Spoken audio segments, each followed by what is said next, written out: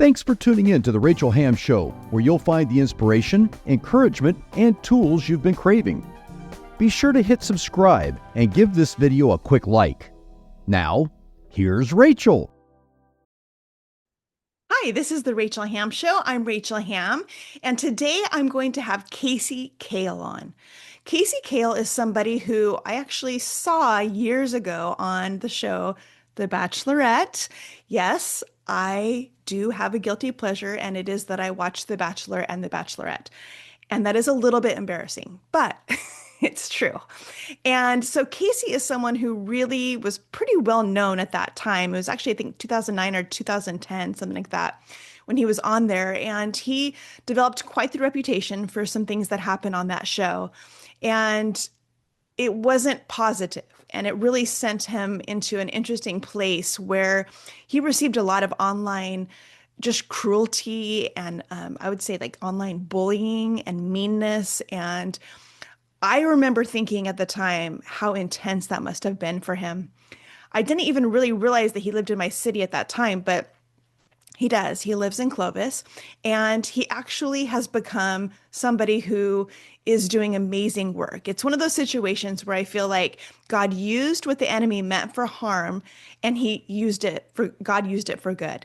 I said that weird. What the enemy meant for harm, the Lord used for good, just like Joseph, right? So I think the enemy really sought to destroy Kasey and to just get him off track and to maybe humiliate him.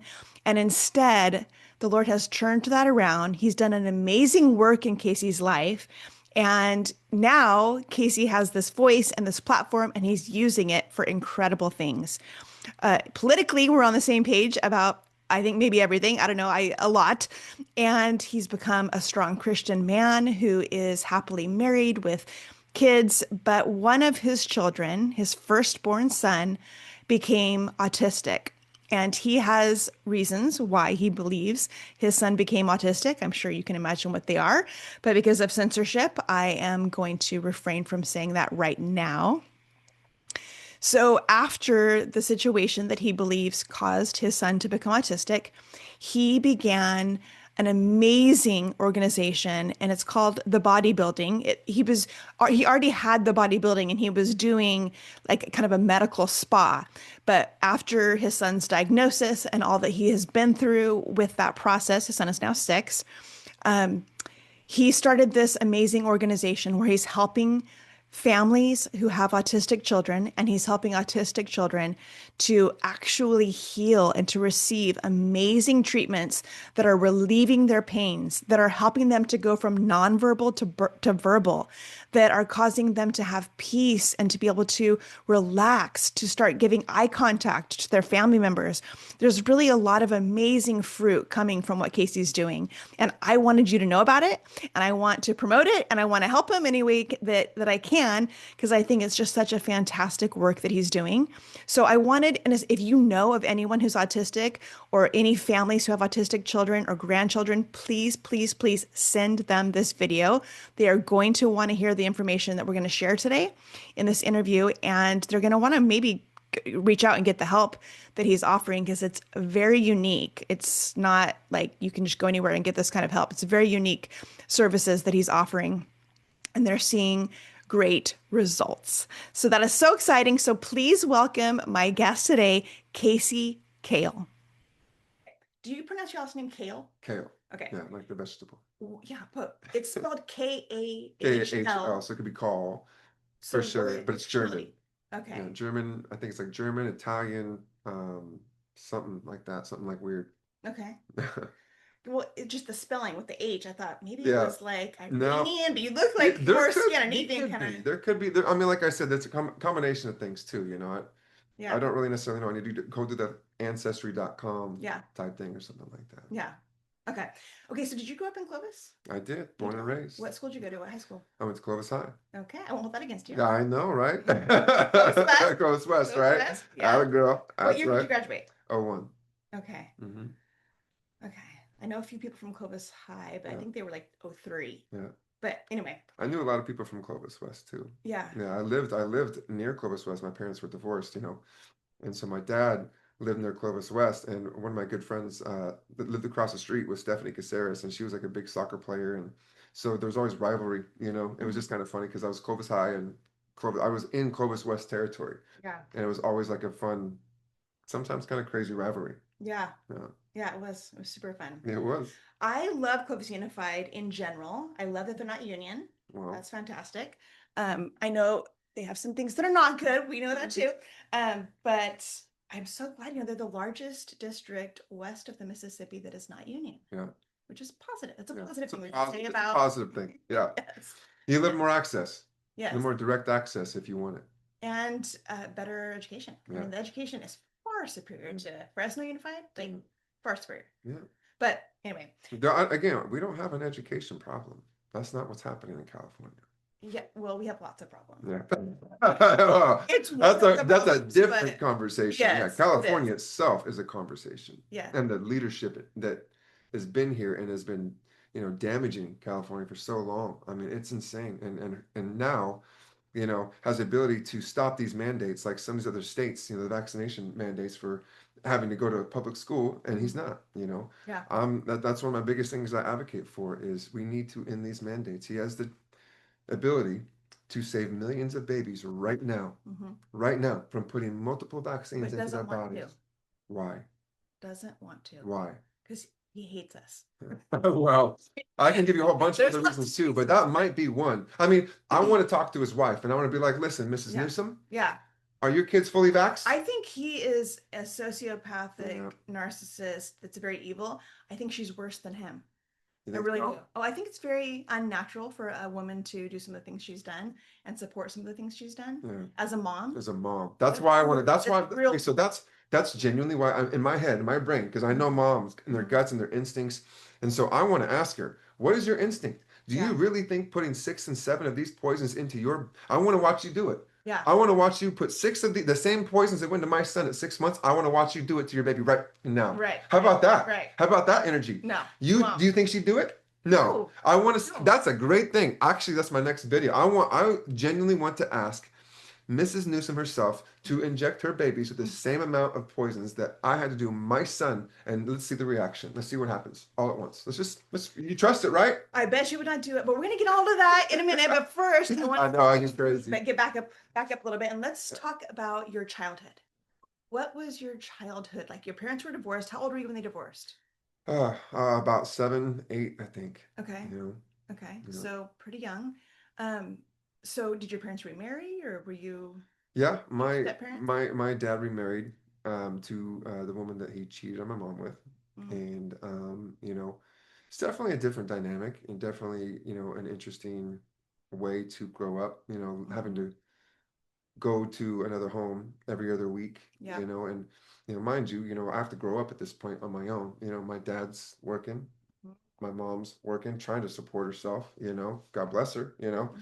but I have a little brother that I have to kind of take care of too, and so we got to figure out our own way of life, having to go from one house to another and then going to another house, where there's this woman who I love now, that she's an awesome, amazing woman. She's like a second mom. But in that moment as a child, that's where I'm saying this woman is the reason why my parents split, Mhm. and so I didn't really understand much going. Did you know that when you were that age that that's the reason they got divorced? Unfortunately. Yeah. Yeah. That's pretty tough. Yeah. Yeah. Yeah. So did Yeah, childhood I wouldn't, it's one thing which is like, it's hard, I see the marriages are just so fickle these days, they're so fragile, or they just dissipate so quickly over, not very much. And then you see these broken homes, broken families, it's the American way sometimes, you think Mhm. with getting divorced is so, that's it, divorce, divorce, divorce, it hurts the kids. Absolutely. Yeah.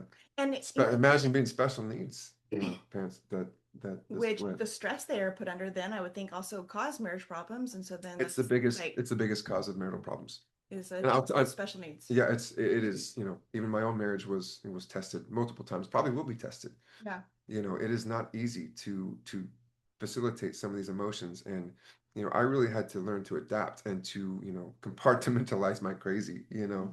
when I got my son's diagnosis. It Mhm. was like I didn't know what to do. I watched my son's lights go out. I knew that he was sick. I knew that he was hurting. I knew that he was suffering, and I wanted that to end. And I'm an empath, so when I see my son suffer, I suffer. And, I allow collateral damage, and I think it's a thing where most dads don't know how to handle that and they bail. And they're cowards and they're weak men and they don't know how to fix that. Where there's a lot of different things that come into play with that. Testosterone, health, wellness. I mean, there's a lot of things. If you are not taking care of yourself, that's exactly what you do. You cut tail and you run, you abandon. Same thing with a marriage. If you're not healthy or well, you're doing things you shouldn't be doing, i.e., my dad. Yeah, it's just one of those things where if you're not well, you're not going to be doing the right thing. Yeah. And I think that that's another big problem, what's going on in our country right now. Yeah. Well, and if you're not connecting with God. Well, there's no faith. Faith has got to be the foundation Yeah. for sure. Yeah. There's lots of things I've gone through where I thought, I can barely get through this. And I have the Lord goodness. and I have a great husband and I have all. What if you didn't have those things? I don't know. And so I don't know how people do it who are not connecting with God.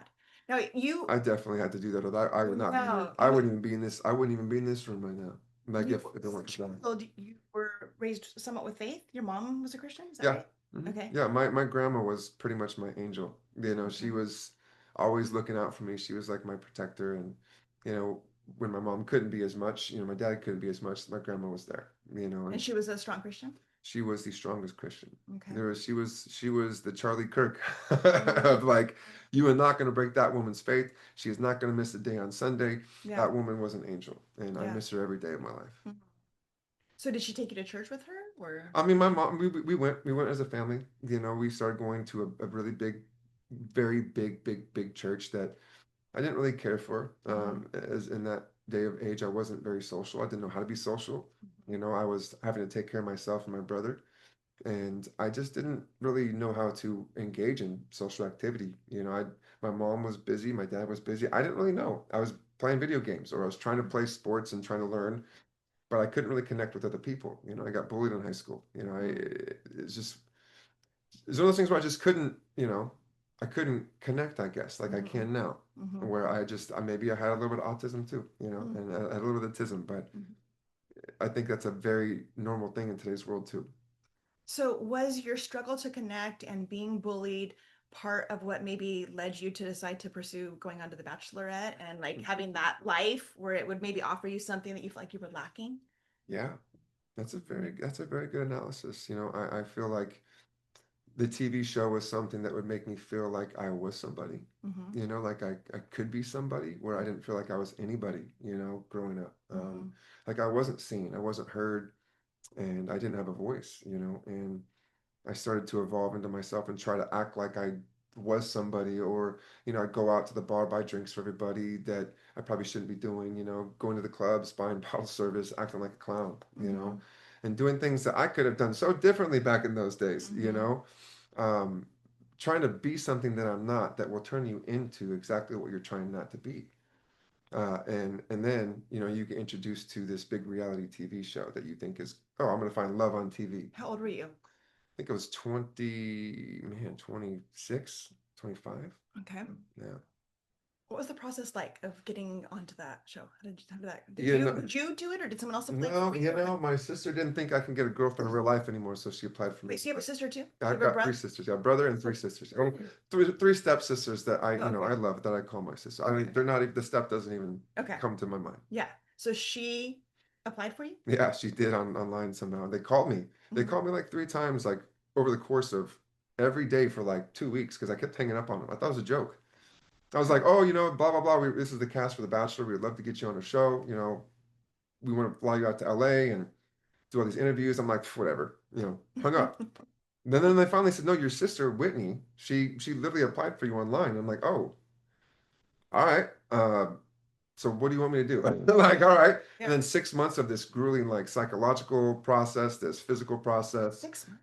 Oh, yeah. Interviews back to back. I had to go back and forth to LA. I sat in front of panels of producers. What kind of questions do they ask you? I mean, they want to know how they can manipulate you. They want to know you in every mental, physical form where they think, okay, this could be our storyboard character for this storyline, right? Yeah, they've already got it. Is, well, you can. There's a series called Unreal on Hallmark, and if you watch it, it's literally about the whole Bachelor franchise and what happens behind the scenes, the Oh, manipulation, the gaslighting, I mean, they wow. want drama. Mm-hmm. That's why they've been around for 20 something plus years. Yeah. They incite drama with some of these characters, and they will, take advantage of some Wow. people that have issues, and they know that they have issues, Wow. and they'll enhance them, right? So for me, I'm a hopeless romantic, right? I'm a cheese ball. It is what it is, Do you and think most people that go on Bachelor are? I think maybe half and half. I think Okay. I think it's half and half. I think half and half. Some just probably want fame. Yeah, they just want to go in there for the thing. I actually went in there because I was like, cool, I'll give this a try. Like this could be fun, and this Mhm. could be an experience of a lifetime. So And I'll give maybe it a you shot. meet a great woman that I And fucked with. yeah, and then but I they knew that I was going to try too hard, right? And so they took advantage of my desire to try to make this girl that I'm meeting in 3 minutes try to impress her. Mm-hmm. What are you supposed to do in 3 minutes on a Yeah. first introduction to try and impress this girl? Yeah. Well, when you're drinking 9 bottles of whatever you're drinking, Yeah. and they tell you, oh, you should do this, this, and this, well, you kind of say, oh, that sounds cool. Maybe that'll work. You know what I mean? And So they prompt you oh, with for stuff. sure. I mean, and they'll edit things out. They'll make them look like Yeah. it's this or it's that, or Yeah. these. I said this when I didn't say that. Mhm. It's just like they had me singing these songs, Mm-hmm. right? I didn't really sing any songs. We're playing a rhyming game, and I was just kind of doing this thing back and forth, and they just made it out to be like I was singing a cheesy song, which is probably something I would do, right? But again, Okay. but again, but I'm not going to do that on a first date. Right. I'm going to do that, after we've been there, done all of that, and we're being cheesy and funny, and I'm being cute because I'm trying to just make her smile. Right. Right? Like I'm not going to do that on a first date. Say Right. I'm going to make up a song for you because I think this is the way to your heart. Like, So that's not real. they prompt you to do that, or they kind of like Oh, they'll manipulate. They'll make it seem like it's your idea, uh-huh. and I knew it was going on, so I just went with it because I wanted to stay on the show longer. Yeah. Yeah. So then were you like I were made you deals. rich afterwards? No, I Did you made feel well. There was you one made deal? there was one point that I was really upset about, and this was pretty dark because they definitely edited my character Mhm. on the whole show a lot. They do everybody, They right? do everybody, and I mean, I'm They just watching, look certain ways. yeah, and I'm watching the House of Mormon Wives or whatever, Okay. and I watch their Instagrams too, and all they talk about is how the producers on that show are manipulating, their series too. I'm like, oh man, I feel for them, like they're going through it. But they're taking advantage of certain unique qualities that these women do have that could be very special, but they're flipping them to make them seem like they're crazy or they're Yeah. they're unemotionally unhinged or things Yeah. like that, and they'll put words in their mouth and make them seem like they're saying things that are nasty that Yeah. they really didn't actually say or mean, but they're prompting it because they've got behind the scenes directors that are and producers that are producing them. Yeah. Yeah. And that's what it was for me. It was I was being produced, and at Mhm. one point I finally said, "Screw it, let's just go with it." But Mhm. when the show came out, I didn't know exactly what they were going to do with anyone's edit. Mhm. So I invited, a bunch of my friends and family to come down for my debut of the show. I was in SLO at the time, San Luis Obispo, Pismo, and we had this big old beautiful bar at this Italian restaurant. They let me have my little, debut show there with my friends and family. And the show was great. It was fun. Yeah, the first episode was good. It didn't really do much, I maybe be cheesy, which I'm cheesy as it is. So I didn't care about that. That was fine. But at the end, they were showing like clips from future episodes, and they show me coming in and an ambulance, fake ambulance, and they had this my wrist wrapped up, making it look like I was cutting my wrist, Oh, wow. and my whole family had to see that.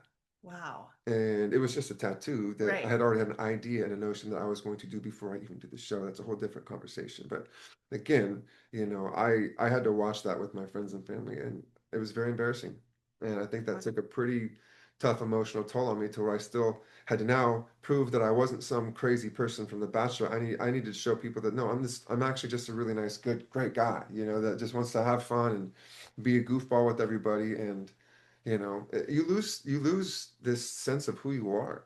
Okay, so if you already have grown up feeling insecure, dealing with bullying, Correct. feeling like you're struggling to connect, Yeah. and then you go on a show, maybe even at a subconscious level, just really hoping now people are going to like me, or I'm going to be able to Correct. connect or whatever, or I'm going to prove those bullies wrong, you know, right? Correct. And then this happens. I would think you went from pain to intense pain. Yeah. I mean, is that right? Or what? Yeah. I would think that'd Oh be yeah. pretty. Oh no, I've been in the darkest of the darkest places. Like I tell people, you know, I've been I've been down, I've seen the devil face to face, and I came back, you know, alive. Mhm. And you know, it's not easy, you know. I don't think there's not very many people that will understand that kind of crazy lifestyle, Mhm. you know, Mhm. and what I've had to go through and endure, and friendships and relationships, you know. I lost friendships because I went on TV, you know. I lost family because I went on TV. I'm Really? very, yeah.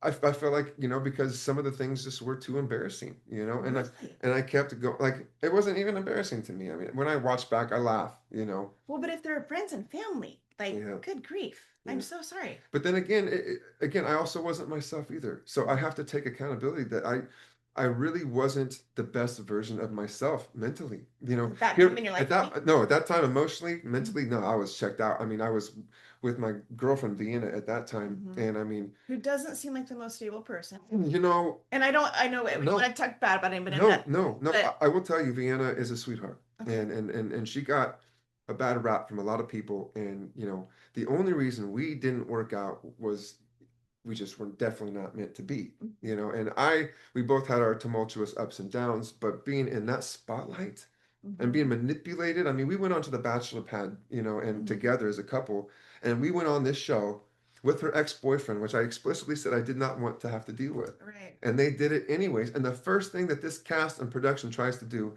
is to try to get me off the show as fast as they possibly can to create a reuniting thing or whatever with Vienna and Jake, her ex-boyfriend. And I can't even make that up, but that's literally what happened. And I still somehow, you know, rallied the rest of the cast, became friends with them, and it was authentic at that point. I was like, listen, this is what's going on. I don't What want was authentic? to.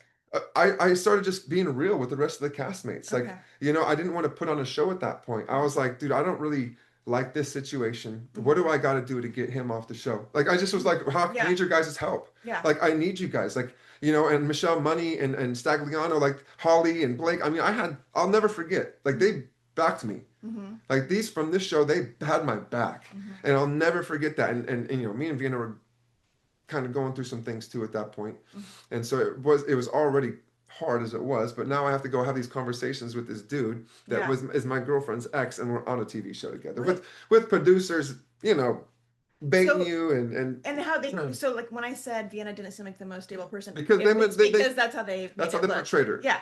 Yeah. They also make Jake look a particular way. Remember how good they made him look for The Bachelor, Right. and now they made him look a completely different way, right? So They made him look like a psychopath. correct. But they made him out to be So, the bachelor, right? And then they right. turn him into a psychopath. But when we had watched And when he was The Jake's Bachelor, actually a cool guy. I think he's just got convoluted too. You yeah. got to realize you're being messed Yeah. with Yeah. 24/7, and then you're being Yeah. fed alcohol all day long. It seemed, yeah, nonstop. So which is Nonstop. not a good combo. No. So is there anyone that you watched and thought that's how they actually were? The way they made them look, that's how they actually were? Or does it like literally like no one, you know what I mean? I don't think you can really tell in 30 days. Yeah. Yeah.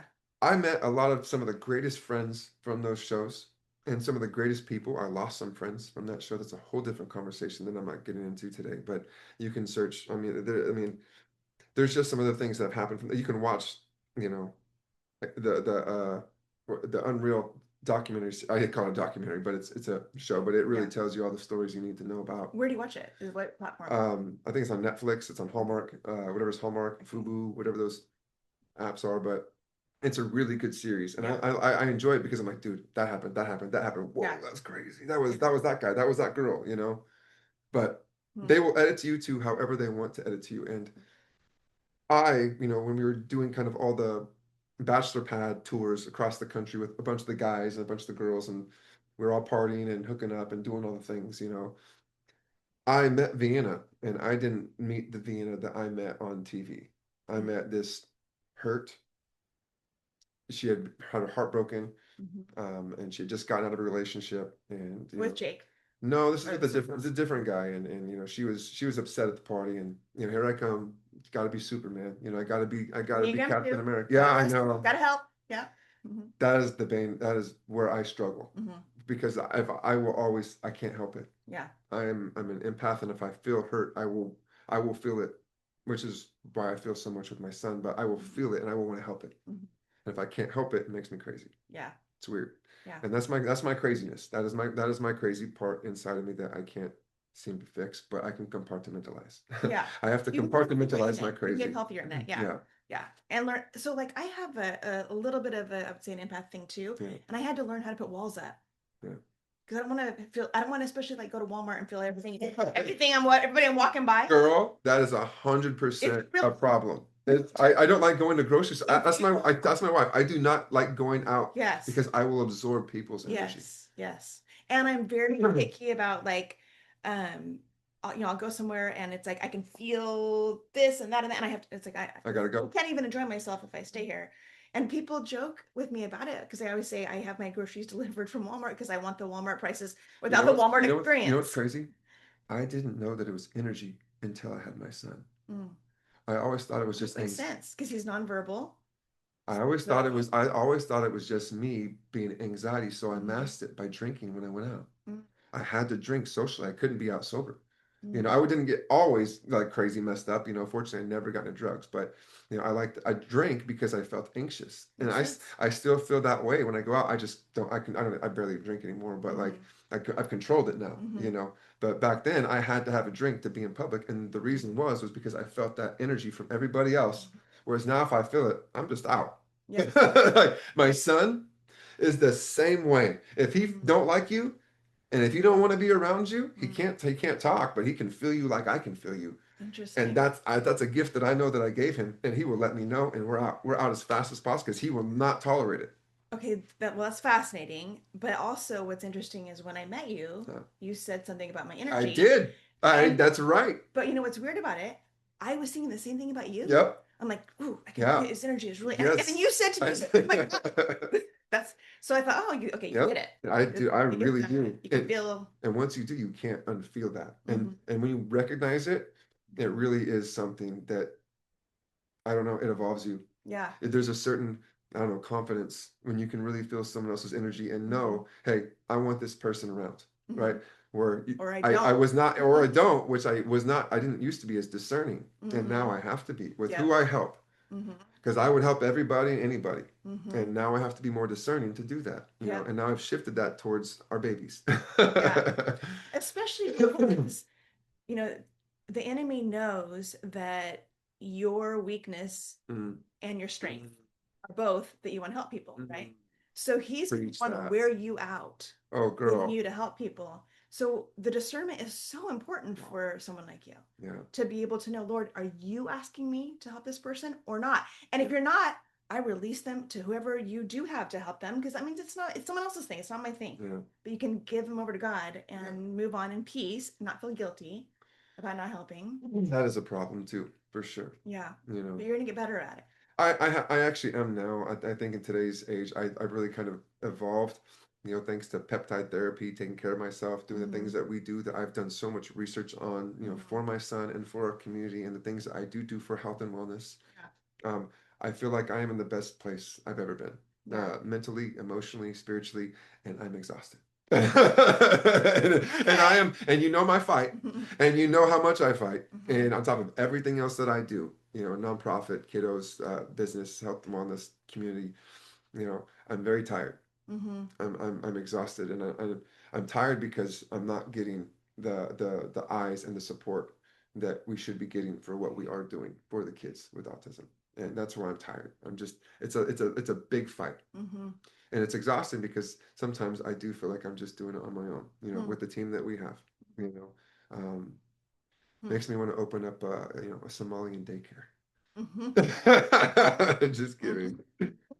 Although You yeah, know what I'm saying? All I gotta do is yeah. just open. I'm actually helping our kids. I'm actually Hmm. genuinely saving some of these Yeah. families and getting these kids to speak that have never nonverbal for 13 years. And I'm getting declined by these other centers Hmm. that I think need to be investigated Hmm. locally. And I will Hmm. say that on record. Do you want to say who they are? But I'm gonna give one. I'm gonna give one more chance because I reach out and they don't. It's bothersome because they are treating autism like it's a behavioral disorder, right? And So are these people that can give you funding. funds? Yeah. Okay, so you're trying to seek funds. Yeah, They're we need funds because I'm literally, unfortunately, with our nonprofit for Echoes for Autism, we take on families and kids that have been affected by autism or neurologically compromised or microgut biome degradation, anything that is eliminating their bodily function, neurologically, systemically, whatever that is. We want to relieve these babies from the inflammation that these vaccines have caused. Right? All these environmentals, all these things that we are now putting multiple dosages into our newborn babies' bodies is hurting them like it did to my son. I'm trying to avoid that to happen at all costs. But it has already happened to so many. We are now 14,000 new cases just in Central Valley. That's insane, by the way. 14,000 in what time frame? Literally just last year. Okay. All nonverbal severe autism. Why is that? Why is that a record number? Why? Because we are mandating all these vaccines for these kids to fill in. California has the highest autism rates in the world. Yes. We also have the strictest vaccine schedule in the Yes. world, but we're required to get 72 at this point. 87 now. 87. I think that well they said they're only recommending 11 now for the childhood schedule now. They're only 11. So now we're That's progressing. what the federal government is recommending. But before they did that, it was 87, but they minimized it now. To 11. Yeah. But California is still. Yeah, California is not changing. Yeah. Okay, so let's back up and talk about what happened with your son. How old was he? You use a term, you say, I saw my son's lights go out. So first of all, I want to know, what does that mean and when and how did that happen? You know, my son was 6 months, 5 months. You know, we had him March 6th, 2020. Right. So literally during COVID. A week before COVID started. A week before I had to shut my business down. So closed my doors, had it forced down, sheriff showed up, had to shut down. What was your business at that time? The bodybuilding. Okay, yeah. Same business. Yeah, we opened up in 2017, scaled pretty quickly, did some really cool stuff, expanded, and then was forced to shut down. And we had all this business. We took care of all these athletes, had all these athletic memberships that were just going. We were taking care of so many people, and everything just canceled. Yeah, everything just. At that time, what was the business? The bodybuilding. But I mean, like, I know what you do now. I don't know what was it back then though, because it wasn't for autism and yeah. So we what we do is we are health and wellness. We have a health and wellness facility, kind of medical spa, right? So we did chiropractic, physical therapy, massage, cryotherapy, lasers, saunas, red light pods, laser pods. I got a gym, private training. We've got beauty, sculpting, and then we have a whole med spa side. So we did stem cell, exosomes, IV therapy, vitamin therapy, injection therapy, all the aesthetic stuff that you can possibly think of. I got my own medical grade skincare line. And then we launched out bioidentical hormones and my own private label peptide brand, which is probably one of the best things I've ever done. Yes. Which we talked about because I'm on peptides. Yeah. But you said the ones I am using are probably have fillers and bad stuff, which I don't like at all, obviously. We do not like that. I fortunately got mine, and I formed a partnership because I saw what was kind of coming. Yeah. And I do this research, not because I need to or want to. It's because I have to. I need to find answers for my son to help heal him, to regenerate the neurological damage and the microgut biome damage that has happened because of the vaccines. Yeah.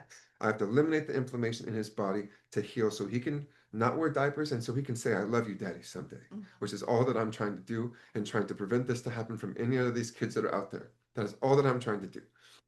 With Echoes for Autism, right? Because that's just a little segment from the bodybuilding, right? So I decided that I'm going to take my health and wellness approach, right?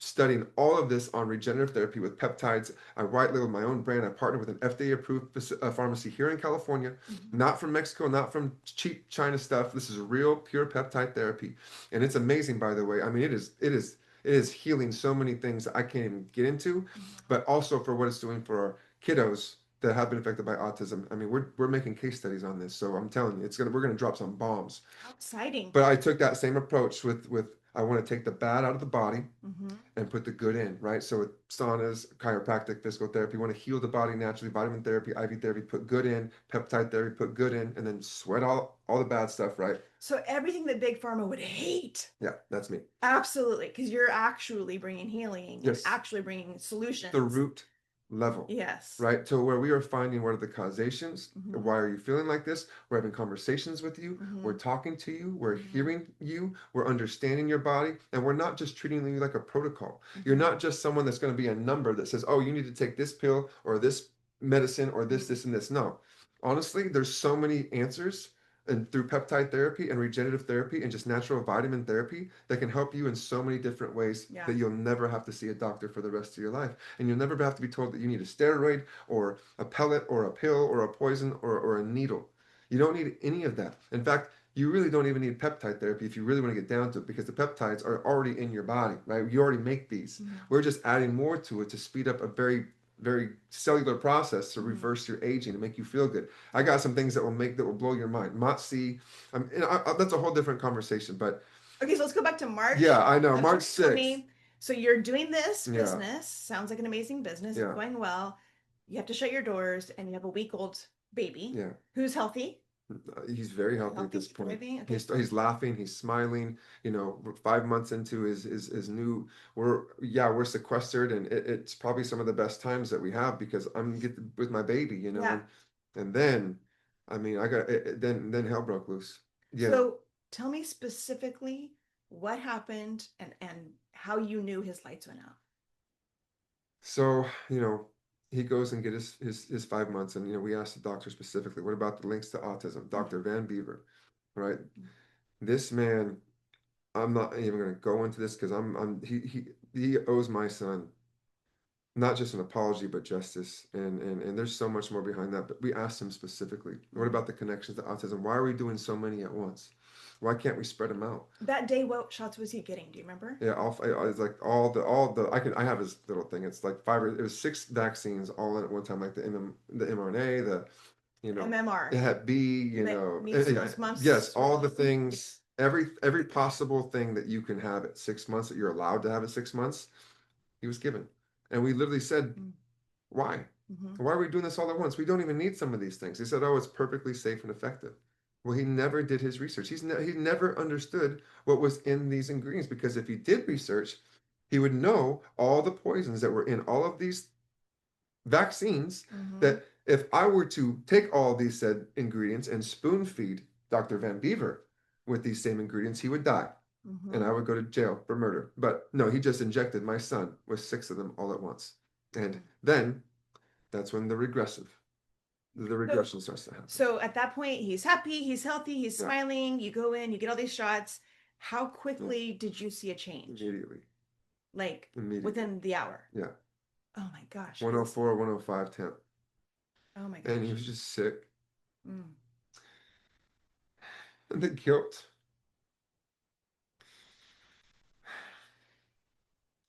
When he suffers, I suffer so deeply. No parent should have to expect to raise a perfectly healthy son and watch them play football, baseball, sports, and think that you're going to help them do all that, to watching that end Mm-hmm. immediately, stop right cold turkey, and then being told there's nothing you can do about it. Nothing. So that was probably one of the worst days of my life. Watching that happen, and then When you and could then you it gets worse. He gets sicker, and you know, I've never really talked about any of this stuff because this is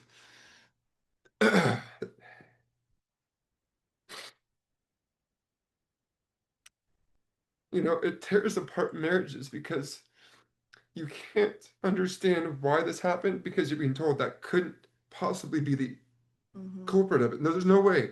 Vaccines can't cause autism, and now we know that it does, right? Mm-hmm. So back then, I feel like I let my whole family down by letting that happen. So I still feel that way to this day, and I deal with that a lot.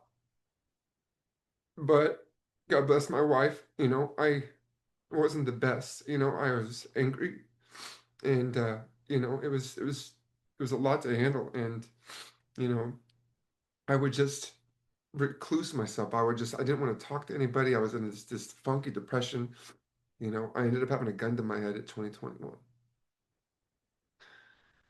Got too dark. And that was probably my bottom. you know?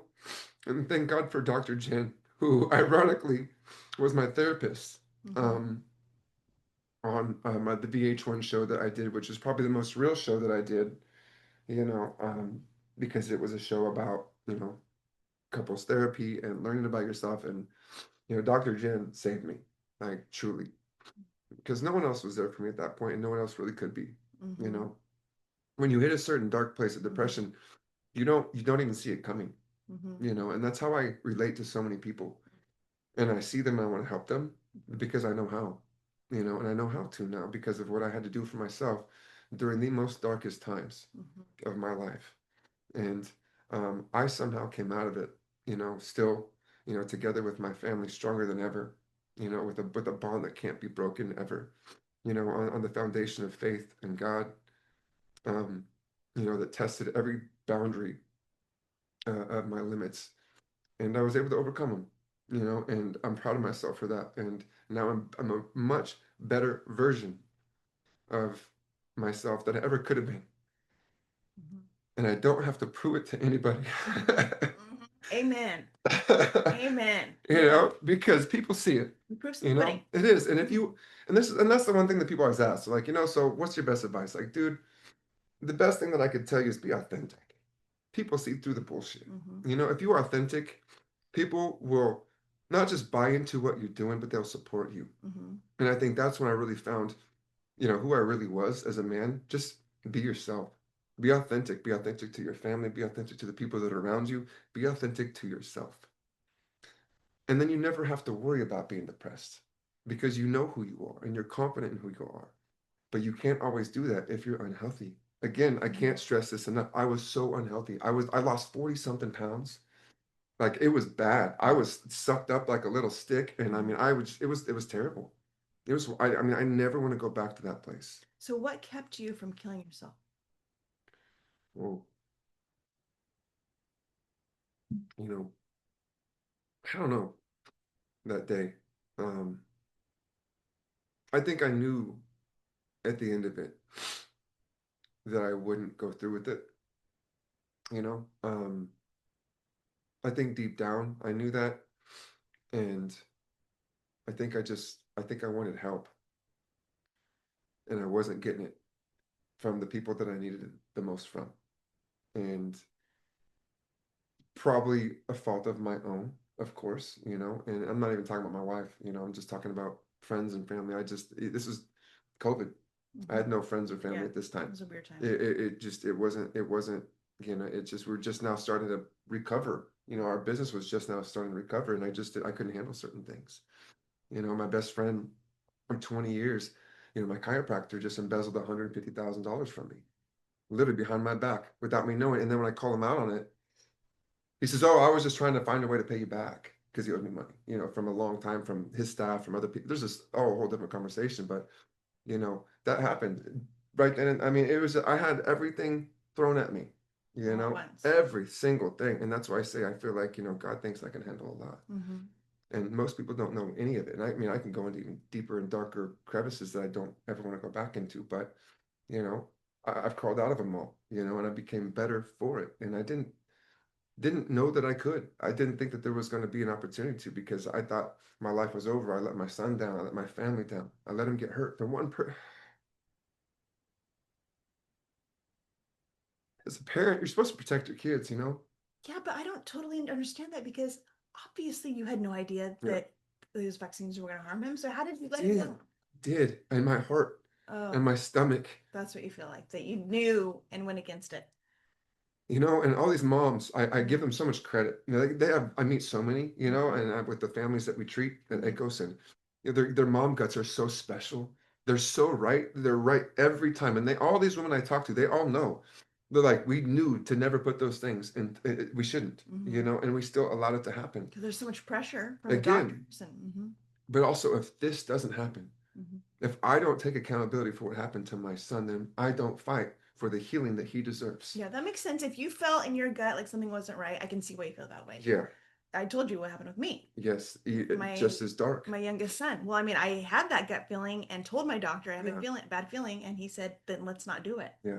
I have a very much better doctor than you had. Yes. I mean, because if you Like I were told you, I said, pushing that's me, amazing. No, we yeah, questioned it. We yeah, questioned it to his face every time. yeah. And even after Kipton's diagnosis, Mm-hmm. I said, what do you think caused this? Mm-hmm.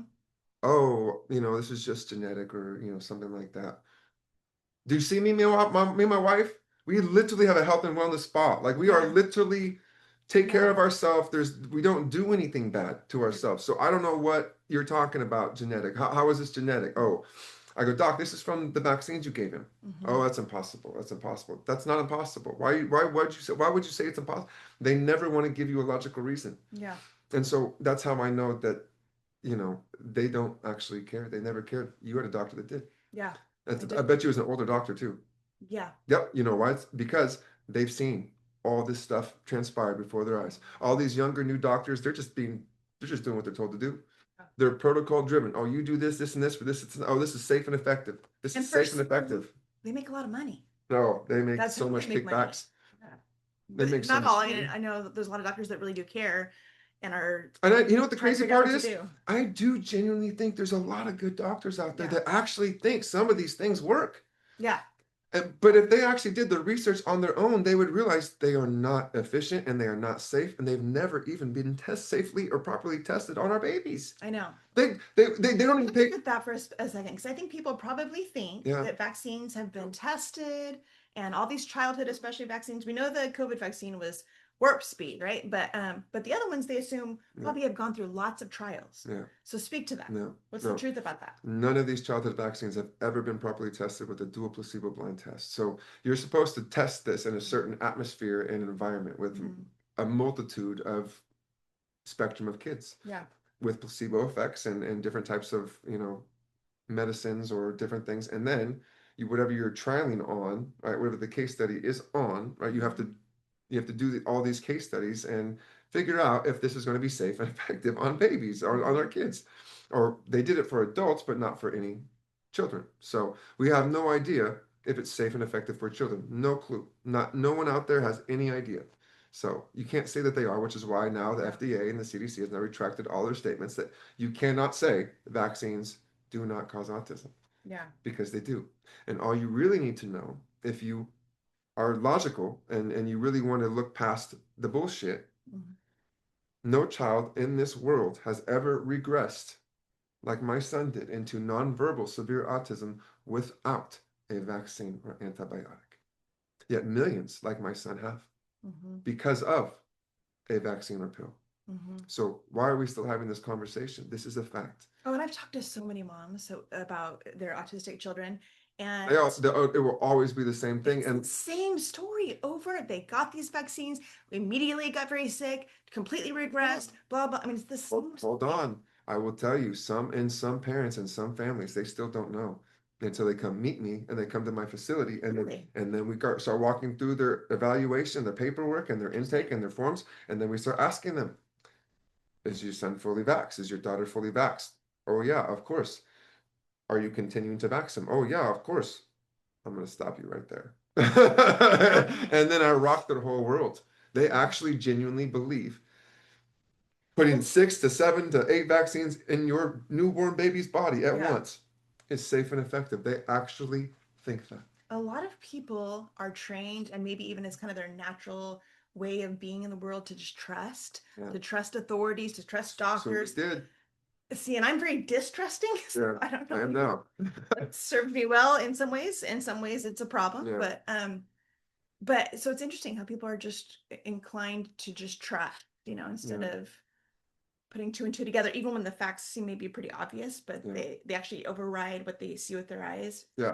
Well, the doctor said it was safe, so even though clearly it's not, but the doctor said so, they go with what the doctor said. But okay, so in 2020, this happens. Your son overnight, immediately, completely changes, and that's when the nightmare really starts, right? Because it's he's sick, he's angry, he's upset, he's crying, he's always constantly sick, he's got ear infections every 6 weeks now, and now they're saying, oh, he's got to have 6 so that he can get his adenoids taken out and doing this and this. And I'm sitting there thinking, like, This is so crazy. We're giving antibiotics after antibiotics. I mean, we're contributing to the Mhm. demise of my own son, not knowing, Mhm. putting all these poisons and toxins and chemicals because this doctor's telling me that he has an ear infection. When no, my son's brain is inflamed. His head is literally swollen. You could go watch my videos. He literally has encephalitis. Like it's clear as day, and he's hurting. He's struggling. Even if it was an ear infection, you don't need all this stuff, antibiotics at this dosaging to give to a newborn baby to help him. Mhm. And we did everything that we were told to do. We like clockwork because we didn't know any better. So we were continuing to hurt our son. And he continued to show that he was hurting and not getting any better at all, period. Just getting sicker and sicker, Mhm. sicker and sicker. And yet, little did I know, my mom actually, 2 months after we just had at his 6 months, she did a following checkup, right? Because he was sick. And I had to figure out what was going on with my business, and my wife was doing something with, I think, one of her girlfriends for lunch, and my mom just said she would take him, you know. She took him, and they caught him up with 3 more behind her backs with no consent. Wow. I saw it on his medical charts. Wow. I threw up everywhere, you know. Mm. It's heartbreaking because you can't unravel that. Mhm. You know, my daughter, who's 1, she's beautiful, she's healthy, she's the happiest baby you'll ever see in your life. She Mhm. beat COVID in 30 minutes. You know, I mean, took a nap, it was gone, like Yeah. our normal immune system should do. You know, but it's night and day. She's so healthy, and I have no worry about her in the entire world. There is not a single worry. This is what I tell parents. I have no worries about my daughter. I'm not worried about a disease that can be cured naturally. I'm not worried about a disease like polio that hasn't had a death since 1970. I'm absolutely not concerned about the measles or mumps at all, period. When we were growing up, we were happy to get the measles or mumps because we got to stay home from school. Yeah. You know, it's not, and now all of a sudden we should be scared. But why should we be scared now? I thought the vaccines eradicated it, whatever you want to call it. I mean, that's a whole different conversation. But Yeah. point being, I feel more safe with my daughter than I do with my son because I'm constantly on edge. Like, what's going to happen next? Mhm. What sickness is he going to get next? What infection is he going to get next? And this is all stemming because we put the poisons into his body. So you realize your son has autism, Yeah. you're a mess, Yeah. you're struggling like Oh, yeah. crazy, your marriage is struggling, your business is struggling. How did you go from that situation Oh, to where you are now, which is you've reconnected with God, yeah. you are mentally healthy, Yeah. or I mean healthier? We're all in a process, that's but a like, whole nother show to talk about, guys. There's a whole lot to that, and there's a lot of credit to give. But you know, I just focused on myself for a minute. For the yeah, first time in a very long time, I yeah, focused on myself, we get healthy. and I stopped trying to focus on my marriage. I stopped focusing on trying to obsessing about how to fix my son, right? Mhm. And I started saying, okay, something's wrong with me, right? And Through counseling? yeah, what Dr. Or Jen, mhm. the same therapist that I had 10 years ago on VH1's couples therapy. Was she local or did you No, on the phone? I called her up and said I need help. Yeah. And this was when I got almost 5150, Mm-hmm. right? No one knows the story.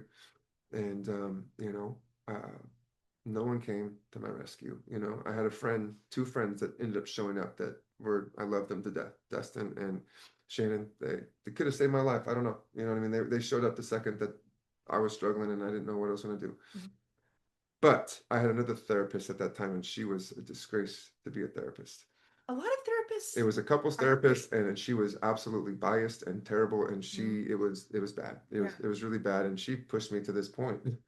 Yeah. So then There's some jerk out there. I mean, literally, it was bad. It was. When you get a good counselor, it's amazing. So I called Dr. Jen Mhm. on that day, and I was like, I don't know what to do. You know, no one's showing up. You know, no one's gonna answer my phone calls. I'm isolated. You know, I don't know. My wife took my son. You know, and I'm in the worst possible environment. You know, and that therapist calls me and she tells me that she wants me to go in and get 5150.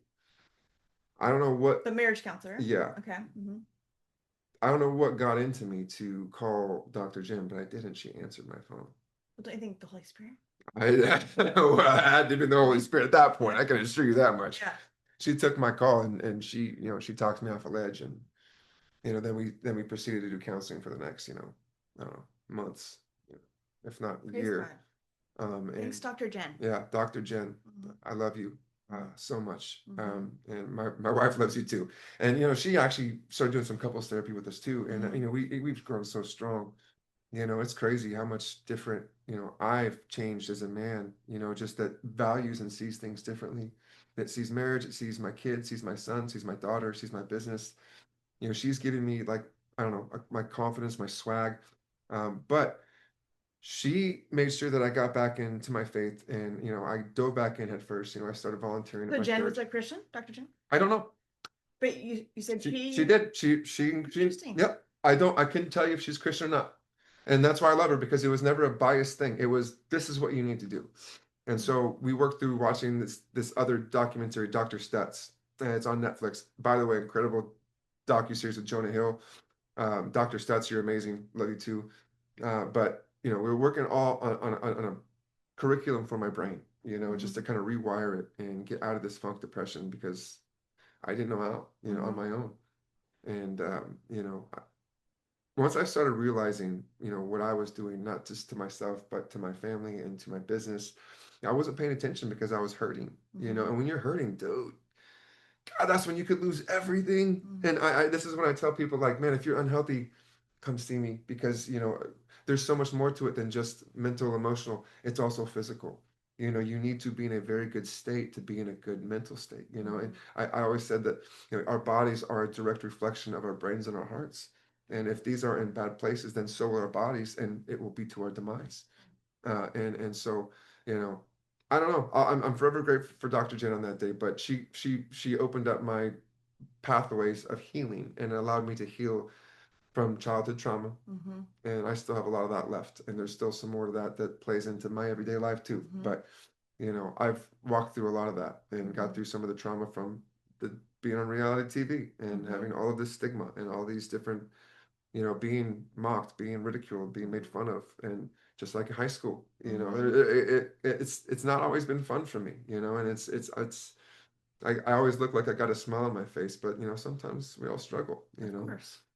But when I realized I needed to start taking care of myself, and that I could not take care of my wife, I couldn't take care of my son, I couldn't take care of my, you know, I hadn't my daughter at this point yet, but I couldn't have a daughter if I didn't get my crap together. You know what I mean? If I didn't become the man that God needed me to be, that He knew that He was trying to make me be by giving me my son, and giving me my son's diagnosis and saying, dude, you have so much more potential than what you're doing. What is wrong with you? What's wrong with you? You can save people. You can help people. You can change lives. And this is what you're choosing to do with this. Wake the heck up. And that really was my wake up call to start learning. And girl, I dove in about regenerative peptides. That heal. Oh God, yeah. Heal. I mean, Yeah. And learn how to heal in different ways. yes. Like with Yes. peptides, Yeah. with learning our body and understanding what we should be putting into it to actually heal at the cellular and root level. What I'm trying to do for my son, what I'm trying to do for these other kids that we're helping right now. It's amazing work what we're doing at Acres for Autism because of what God has allowed me to go through. Yes. And if I didn't go through, I'm telling you, if I did not go through what I went through, I would not be here today. I would not still have my business. I would not have my nonprofit where we see hundreds of families, where we take care of and we treat for free. I can't really afford to do that. Like I said, we have to stop intaking families because we have so many. It's an abundance. It's crazy. We need to build more centers. We need to do this. That's a whole different conversation. But you know, it's real. It's authentic. God is literally showing me little breadcrumbs, I call it. You know, it's like I didn't know that this was the road that I was supposed to go to, but when I found healing and I found out how to heal mentally, physically, like the first thing I did was I got on peptides. I found out what these can do for your body, and I started researching peptides. And yeah, unfortunately I bought some of the cheap stuff that I probably shouldn't have done, until I started finding my own stuff, right, and working with Dr. Illingworth and what we're doing at my facility, right, with peptide therapy. You know, now we can give the purest peptides to our entire community, but I give them to our kids for free. I give them to our kids that have been affected by autism for free, and it's changing everything. And you know how expensive peptides are. Yes. It's not like a little walk in the park. And that's why I need sponsors and donors, because I need help taking care of these families. There's so many kiddos that are struggling bad. This is not like acute autism. I hate that they did the whole Barbie Mattel thing with the whole Barbie. Did you see that? No. They made a Barbie with autism. They put little earmuffs on it and a little dress and made it look all cute. Autism is not cute, people. They're trying to normalize I know. it, make it like, oh, Same yeah. thing they did with Rain Man, right? Rain Man was with, you ever watch Rain Man? Yeah, It's oh, funded yeah. by Big Pharma to make you think that autism could be you could be a genius if you get autism. Are some kids? Maybe. I think each and every single one of these kids are very unique and special, and remind you that when you have one damaged sense, you evolve another. I think every single one of these kiddos are evolving other senses. And I feel it, and I see it, and I sense it. Like me and my son, he can't talk, but we have conversations. You know, we do. We have conversations, and I hear him, and I feel him, and I know that he's there. Yeah, totally. And even mental text messages. Oh yeah. Like, oh yeah. Yeah. Oh yeah. I and he'll give me the green light. He'll give me the signs. He'll tell me. He uses his hands for the most part, but now he's doing so much. But I'll literally pick him up and I'll tell him, look him in the eyes, and he'll look me in the eyes, and I'll feel him, and I'll tell him, I love you. I love you. Say, Dad, I love you. And I have a theory about why autistic kids don't like to look in the eyes. It's here. I have one too. It's here. Okay, I wonder if it's the same. Okay, so their senses are so heightened, and I think what they can perceive is intense, much more intense than for regular people. Yes. And one of the main ways that you perceive people's energy is by looking in their eyes. In their eyes. So if they are hypersensory overload already, and then they look into your eyes and they feel your energy, they're totally overwhelmed. Yeah. I don't know. That's my. I think that's a large percentage of it. So what do you think it is? Again, in my son, and I see thousands and now millions of families on social media now that have also been affected. So it's not just my family. It's like I said, it's a massive problem across the country. Most importantly, in our own backyard, Central Valley, 14,000 new cases this year. So and just in California in general. Yeah, it's huge. So what was I saying? I literally just was thinking about the eyes. It's so mad. Oh yeah, so the eyes.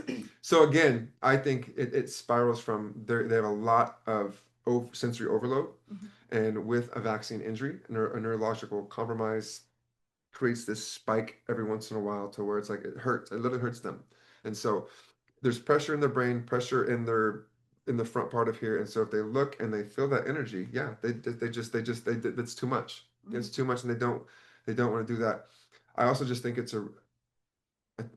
I think that it's some type of neurological damage. I think that there's something that's rewired because, when we treat my son, when we do all our natural treatments and we'll give him some of his peptides, his little light will come back on. He'll be in there. He'll look at me and he'll just lay on me. He'll be calm, right? All these kids do this, by the way, not just mine. All of them. When they go into our infrared sauna and we treat them and we test them and we're giving them vitamins and nutrients and healing them, their little light comes back on. The problem that I need more resources and funding is because I need to do some more clinical trials on trying to understand where the recessive trait comes from. Right? I will get them to a point of peace. Like I've got a 13-year-old nonverbal aggressive kid that's like hasn't said a word and very, very loud all the time. When he first came to us, like it was hard to have him in the building and do business, right? Now he comes to the building, he runs, he sees me, he gives me a hug, he says my name. I have it on video. These are things that we're doing for our kids, right? Is he perfect? No. Is he saying sentences? Not yet, but he's saying words and he's being aware and saying things to follow up sentences. So he's making so much progress and he's happy.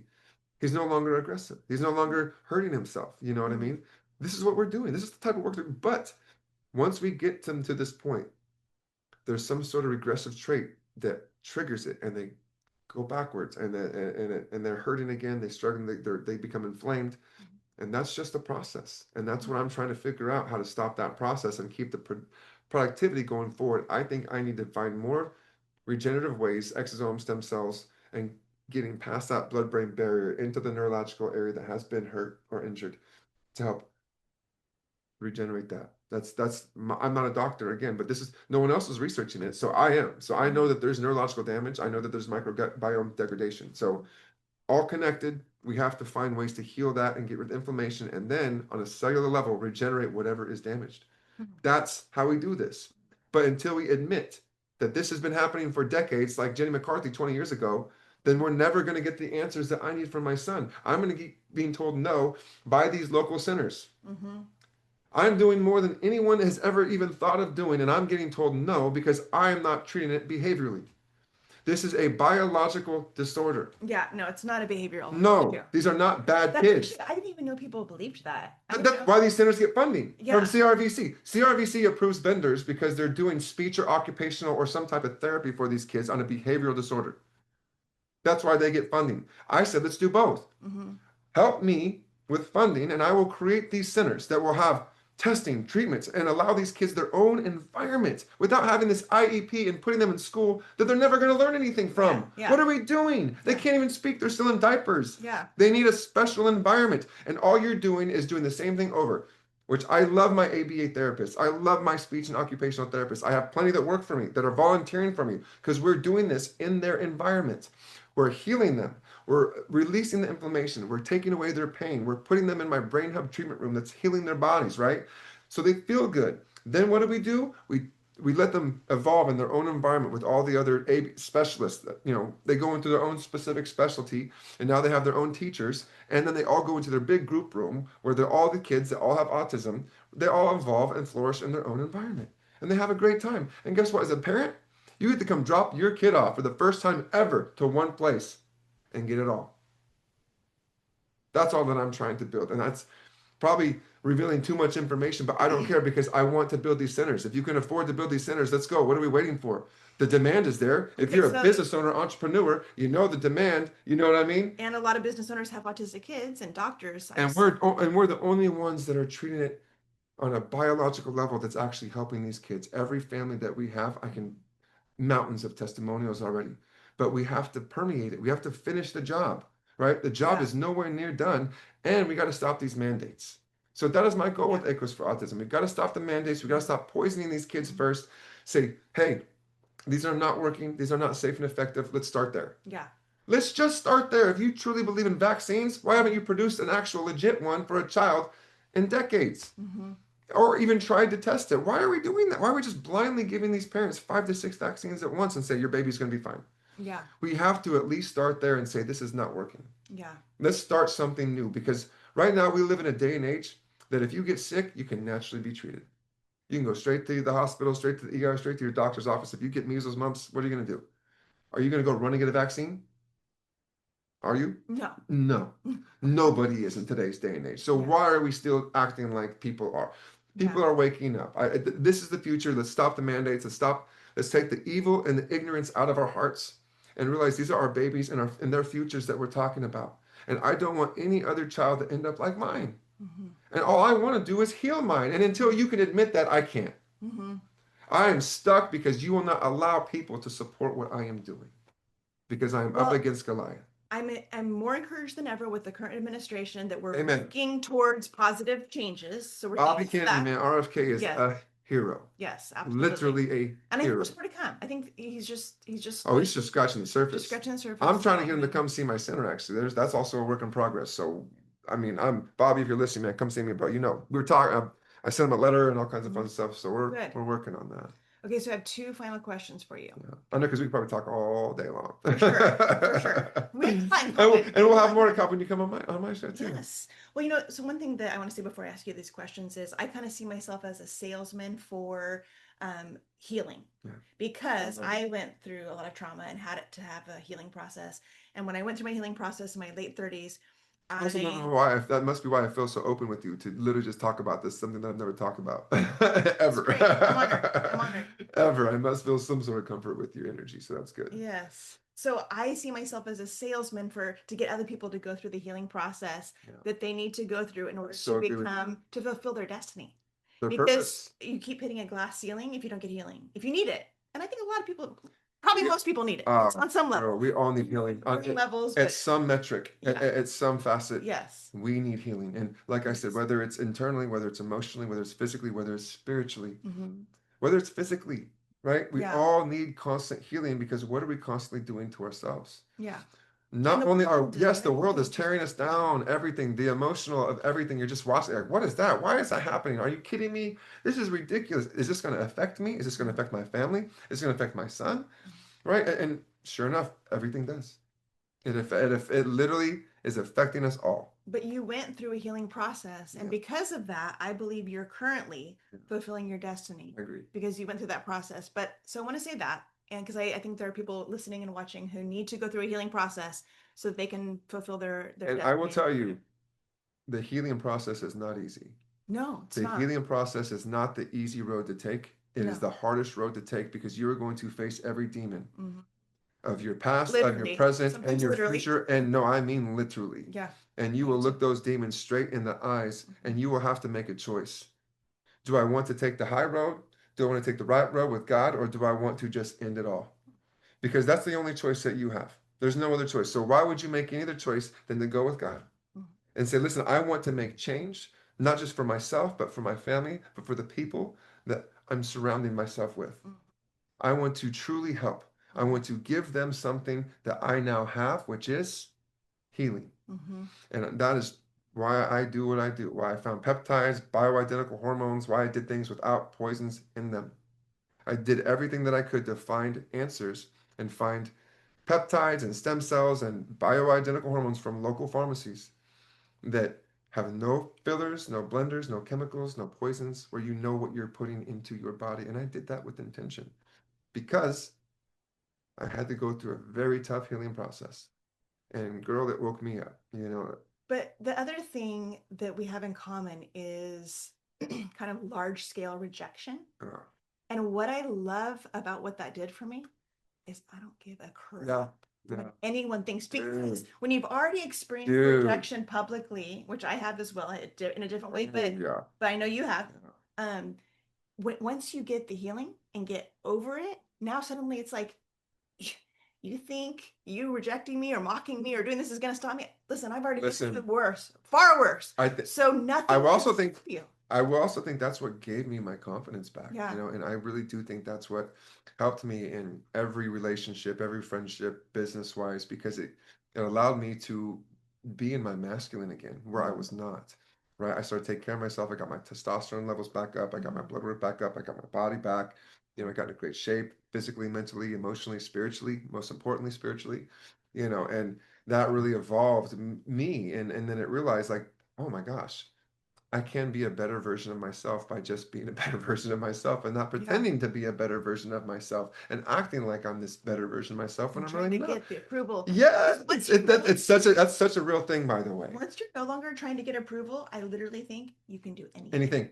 Let's go. Yeah. That's what I'm doing. That, Yeah. and honestly, sometimes I feel like that's the only way that I still go sometimes because Mhm. I have a nonprofit. I take on families, I take on kids, I take on patients and clients with their own stuff, Yeah. their own energies, and I want to help heal them all too. You know, and I wouldn't be, I would Speaks not my be able to do questions. that. I would not be able to do No, that you wouldn't. if I was not healed myself. Yeah. Remember, you cannot take care of anybody else around you unless you can take care of yourself first. Yeah. It is that's law. Yeah. It's true. So I'm proud of you Thank you. and good job for the Thank work that you you've for done to saying be that. where you are. I Um, appreciate that. yeah, I'm serious. It was not easy I know. And I know, from experience, it sounds especially, like too. yeah, and the publicness Oh God, of yeah. rejection. When I was going through what I went through, I said very few people know this Yeah, feeling, a public rejection. yeah, That's very different than just rejection. yeah. Rejection sucks and it's painful for anyone who experiences it, but when you experience large scale Yeah. public The rejection, it is mass so quantity, intense. yeah. It is so Mass intense. rejection, mass humiliation. Yes. And you know what's funny is everywhere I went, everyone was when I was like really hot. And I was like on 3 shows, and it was like big, you know. And I would walk out, everyone wanted a picture. It was weird, you know. It was like Mhm. that's so crazy, but everyone was always so nice. They were Mhm. so loving. They were so kind. They're like, "Oh, you're my favorite. You were so sweet. You were so cheesy. We love it. We love Mhm. you." But I always thought that people just hated me because the production told me that. You know, they were like, "Oh, you kind of embarrass yourself here. You know, we got to redeem yourself. This, we got to do that." They would bury my ego just to break it down to make me feel a certain way to do something, you know, on camera or for the show. You know, Again, that's so demented.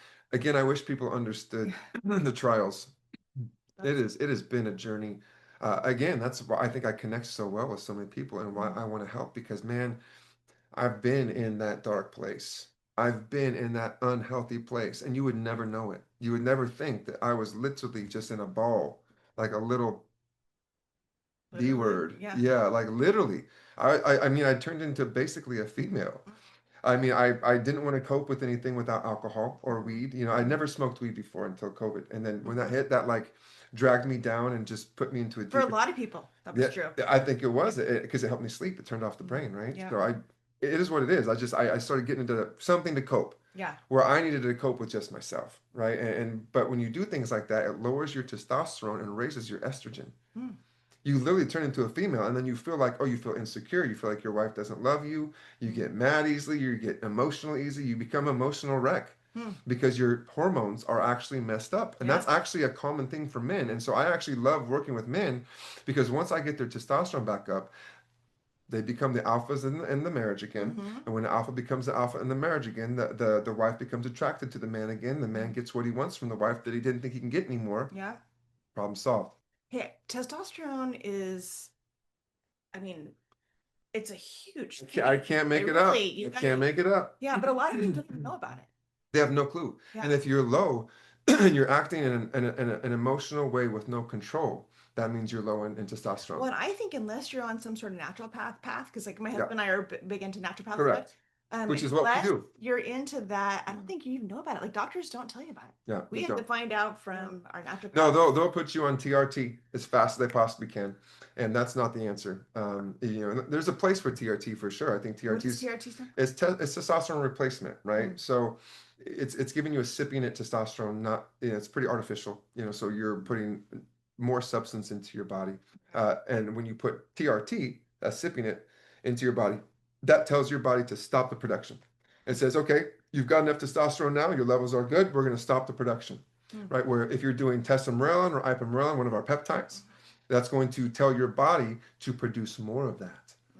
So you don't stop your production. So you can cycle on and cycle off. You're going to feel, I'm just telling you, feel so good. I can't tell you the peptides that I'm on, it's just life changing. My husband's on both those. It's life changing. I Mhm. mean, it's life changing. I mean, you need to get my supply. I know, I got you. I got you. I got you. I got you. Just come. Now you're my girl. I got him. So okay.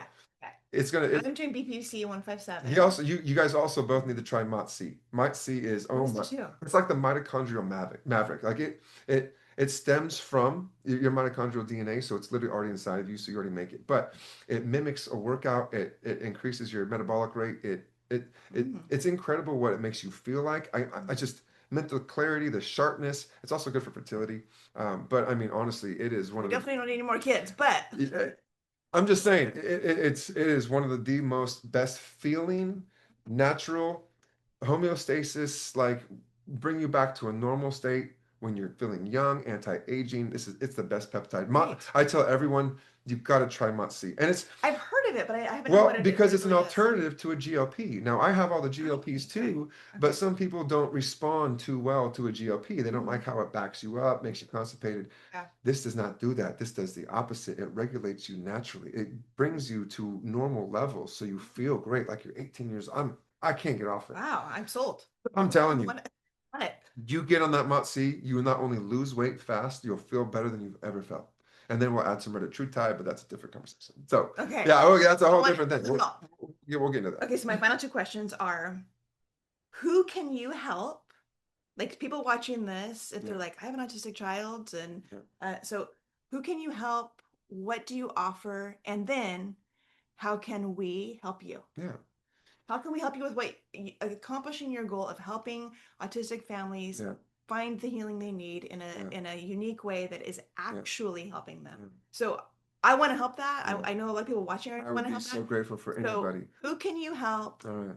How can they find your help? And then how can we help you? So my name is Kasey Kahl, and I am an owner of the Bodybuilding Health and Wellness Center in Fresno, Clovis, California, off of Peach and Ease. And we focus a lot on regenerative therapy, peptide therapy, and we do a lot of unique things for fitness, wellness, weight loss, the right way. We teach, nutrition, diet, fasting, but also incorporate peptides to help, act as a catalyst to increase the benefits of getting there faster, getting to your goals faster, right? We call the bodybuilding. We literally build bodies. Like you want to lose weight, you want to gain weight, you want to anti-age. We can do all that. But I took that education and that research of what we kind of did for our community for just health and wellness, and we transferred that into a little space, into a room called Echoes for Autism, where it is my nonprofit. We're a fully sanctioned And 501c3. spell ACOS so that people know how it's spelled. It's AKOS. It means cure. Okay. So in Greek, have you ever you look younger than me, but I'm assuming you're around my age. I'm Um, 49. okay, so then you're older than me. Okay. You look awesome, by the way. You're on peptides. So that makes sense. But there was a movie called The Cure. Brad Renfro, I think, and I forget, some really good actors, younger actors. And there was this boy that lived next door to one of the cooler kids in school, but this boy was sick. He had cancer. Okay, and so he get bullied, got picked on because no one knew that he was dying. All right. So one day the boy comes out, sees him by the fence, and comes over, starts talking to him, finds out that he's sick. They become best friends. And now they're best friends. He wants to find a cure for his friend. So he goes through every possible potion, book, library. They go through these ups and downs. There's sad moments, there's dark moments, there's happy moments. And he's trying to find all these potions, and yeah, and he's trying to find a cure for his, not I say his son like me, but like his for his friend. Well, the movie ends, and the boy ends up dying. But it was a very long time before he died, and he got to enjoy some amazing times with him until he died. But the point is that he was the cure. The friend was the cure. And that is all that I'm trying to do. I think that a cure for autism and Parkinson's and dementia and Alzheimer's could just come from a needle or a poison or pill? No. I think it's going to come from a father who spends every hour researching everything that he possibly can research every day, every night, learning about the body, learning what's wrong, what's good, what's bad, and then finding answers for it through all these beautiful children that are all affected that we can absolutely heal. And they could find a different, unique healing and the same type of healing that I found to be able to do this. So it's a very beautiful circle, to be honest with you. Echoes for Autism is now treating and testing kids that have been affected neurologically or in the microgut biome. We treat autism as a biological disorder, not behavioral. Like we said, that is what we do. Now we also add other things like ABA speech and occupational. And the goal is to turn half of my building, it's literally 6,000 square feet, and I want to dedicate half of my building to an ACOS for Autism research, treatment, and daycare facility, right? When you're a parent like mine, you have to go to 9 different places for all these therapies. You have to do so many different things. You have to do this, you have to go to this, you have to go to that. You have all this special types of things that you got to go do.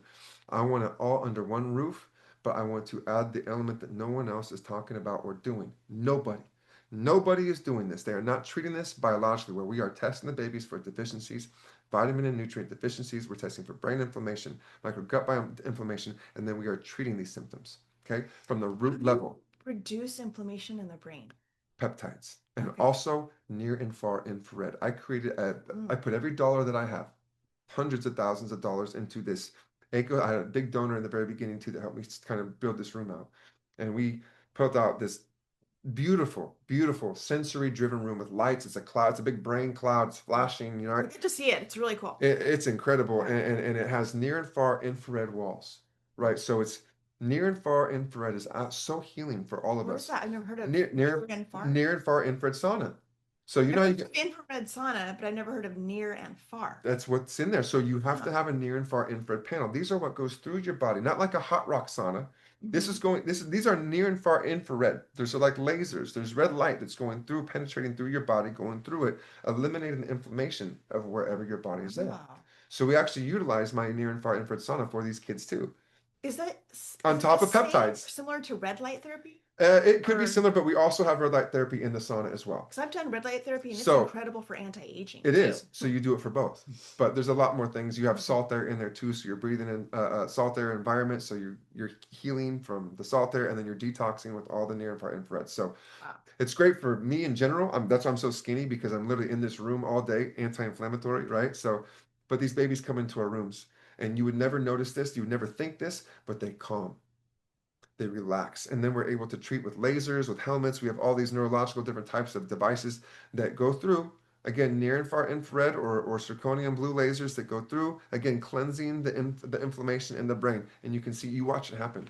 They literally take the laser and they put it on their head. They're like, give me more, give me more. I can't even make this up. I have videos of all of this. It's all on our Acres for Autism Instagram. But the crazy part is what we're doing is working. And I have a 13-year-old kid that's now speaking, right? And that's what I want to do for this place. Like and I do all this for free. I do not charge any of the families for a consultation. I do not charge them for the vitamins. Really? I do not charge them for the peptides because I know how hard it is on the families. I know how hard it is on the marriages. I know how financially I mean, you said you looked at my house. We had to sell our dream house. Yeah.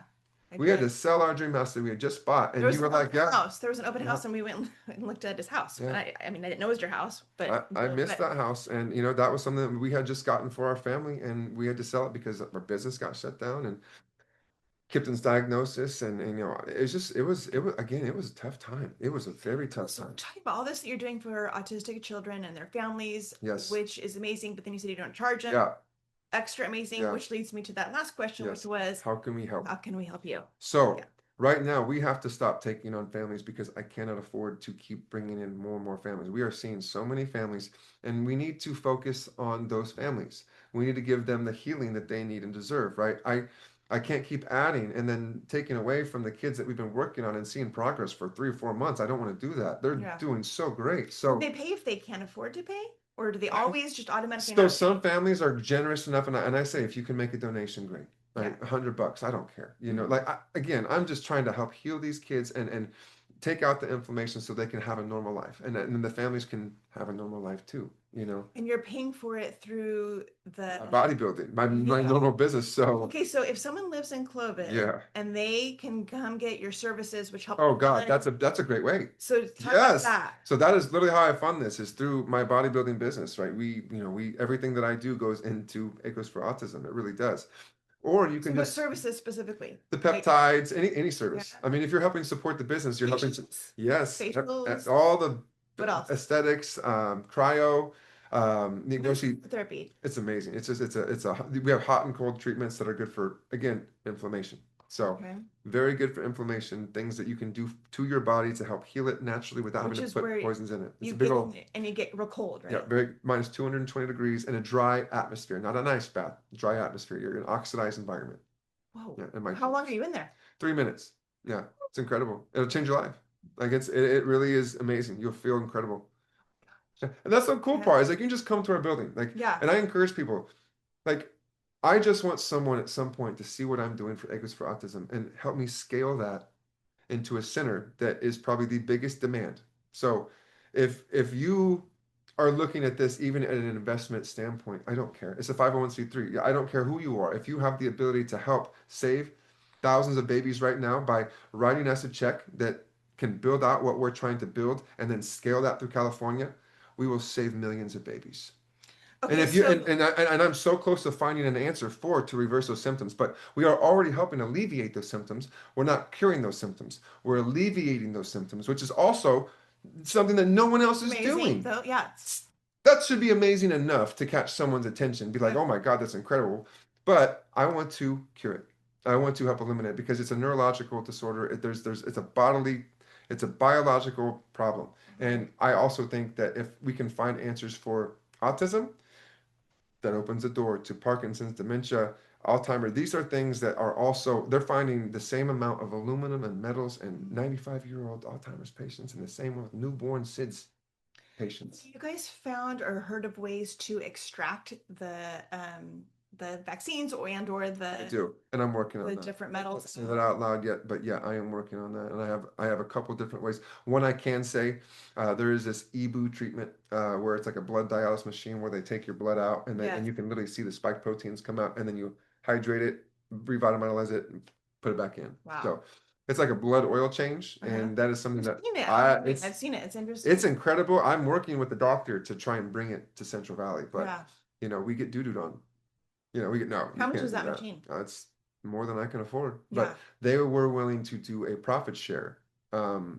If I I don't care. I just want to help. I just want to help the people that are sick, and I know that I'm watching it. I'm watching these people like their whole lives change after they get their blood changed. Well, because there's a lot of adults who got the COVID vaccine It's for the got COVID it vaccine. It's specifically for the COVID to spike get that proteins. out. Yeah, and Okay, you so can see the clots. Oh my God, it's disgusting, but it's real, and it's a thing. And so I'm trying to bring that to Central Valley too. well, be sure and let me know if you do get it, Yeah, because I'll follow up and let people know that they can yeah, come get the service. Okay, so people can come get services and pay yeah. for those services, and that helps fund And that the just helps fun because I don't charge for Acres for Autism, so I have right. to pay for it somehow. Okay, but so then what about people who don't live in Clovis? What can they do to help you with paying for this stuff? Donate. How do they donate? I have 50,000 followers on my Instagram. If I got $1 a month from my Instagram followers, I would have more than I would need to find an answer to this. Um, you Have can you don't. set that up? That's a, I mean, I people do know. that. We have. So now you can go to ACOS for Autism. My attorney Greg Lacer, who's on the Children Health Defense, he's an amazing guy. He's helping. Children's Health Defense is RFK's organization he started. Yeah, and so he's our attorney. He's an incredible man, and he also helps get exemptions, by the way. So you can. That's what we do too. We help families get exemptions to California. people do that if they need that. Greg, you have to go to my Instagram, Kasey Kahl Instagram, and I have a video that went kind of viral. All the links are down below. Yeah, The video too. perfect. All right, perfect. And then I'll send that to you too, so you can see that. But it talks about the exemptions and how to do that, and how to email Greg, and he will get you an exemption. Okay. I have families emailing me like, "Oh my God, thank you so much for what you're doing. It's Yeah. incredible." So that's also awesome too, to know that we're really doing God's work by saving kids.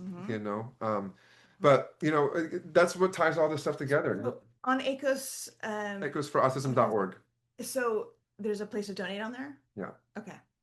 And every dollar helps. I can't tell you. It probably costs us about $1,000 a month to sponsor a family. Just to have a family come in for treatments as much as we want them to come, and that's not even including their peptides that I give for free, or vitamins, or injections. I mean, I'm crazy. If my wife only knew how much I gave away, you know what I mean? God bless my wife. She also knows my heart. She knows that she can't tell me no on certain things. Well, I did see an Instagram post where you were with her, and she was like, as you know, because of who Kasey is and how he does things, so we're giving away a big. She gives me crap about it, but she also knows my heart, and she also knows that I can't help it. And I'm going to do what I'm going to do when it comes to these babies. That is what God put me on this earth to do, and I firmly believe that now. And he had to put me through some trials and tribulations to understand that, and he had to sprinkle some unwanted breadcrumbs along the way for me to really find my way back to him, and find my light, which was my son the whole time.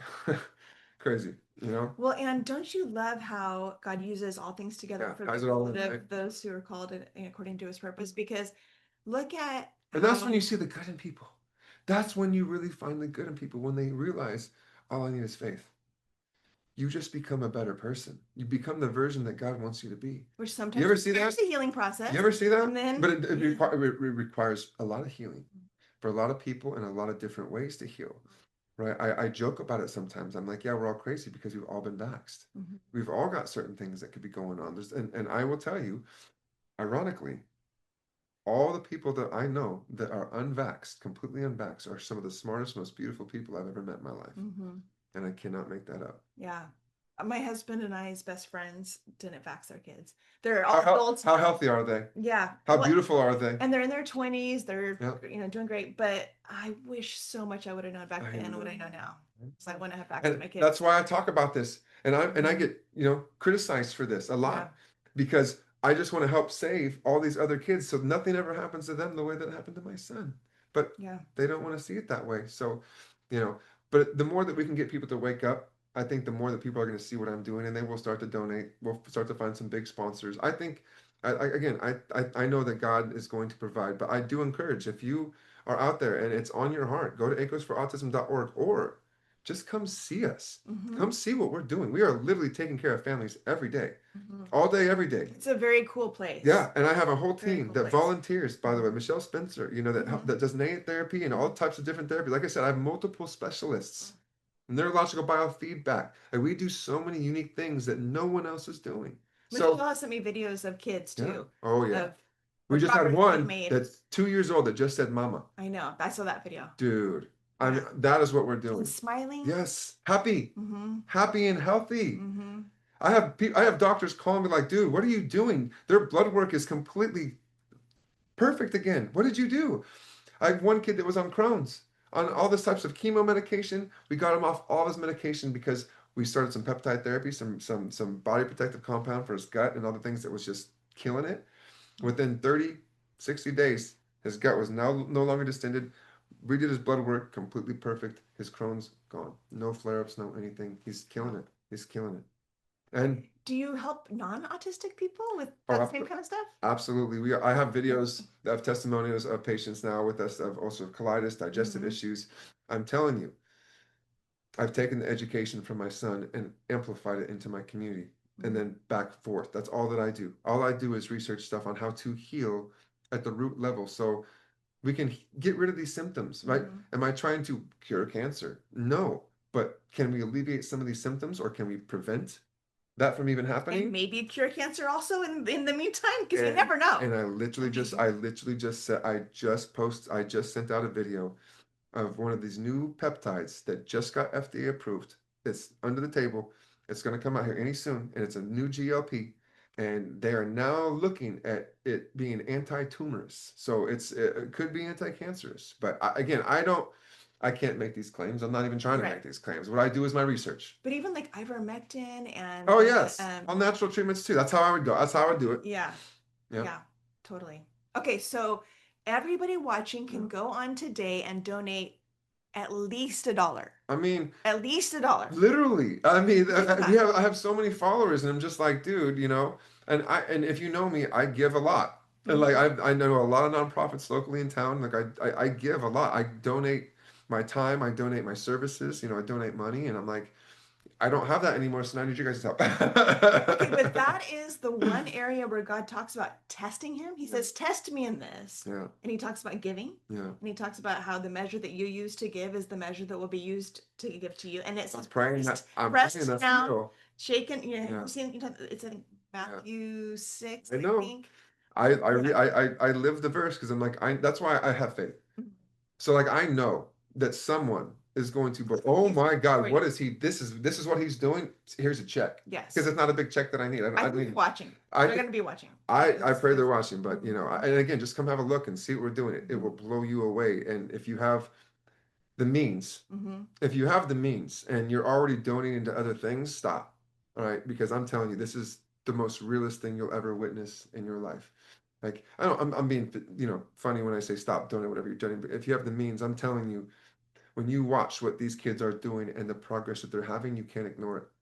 And no one else is experiencing that. So why are we still continuing to donate to other sinners that are not treating this the right way, that are not seeing progress, that are not seeing results, and are refusing to answer my phone calls because they're too busy on their private jets? So, yeah. Okay. So I don't have one. And I don't want one. I just want to save babies. That's literally it. I don't know how to say anything else. I just care about the kids. Yes. Okay, so everybody go on and give. Please. Today.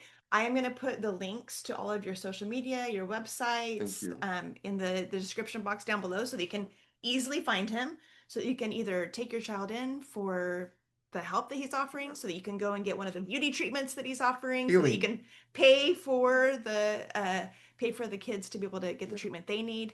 And I just am so excited about what you're doing. It is awesome.